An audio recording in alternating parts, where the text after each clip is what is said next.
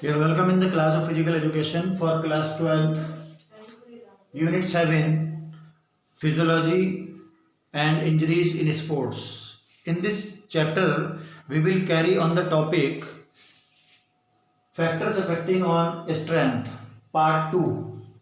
In that part, we have discussed remaining important factors which are very effective and important to improve the strength. So number one is muscle strength.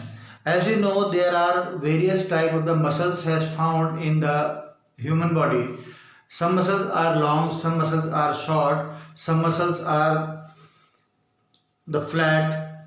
So on the behalf of that, the long muscles have more strength than in comparison of the small or flat muscles, because long muscles have a potential of the more strength.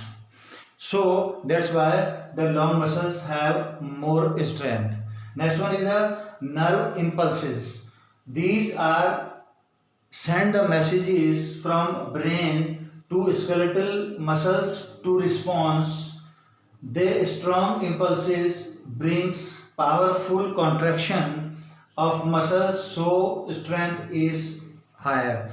It means if the nerve impulses has sent the message from the brain to the skeletal system, skeletal muscles to respond, so on that time the more contraction are required. So as per the more contraction of the muscles, the strength has been improved in the individual, or strength can be higher in the individuals.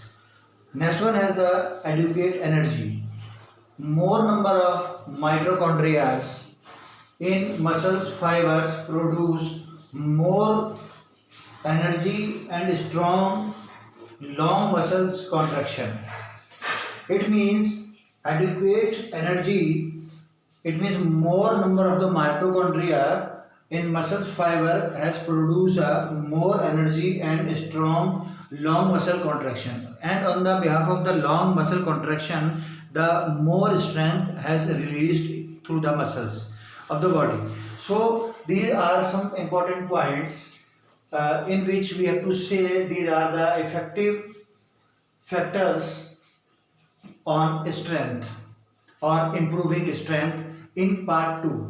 Remaining points we have to discuss regarding to improving the strength in part 3 also. Thank you.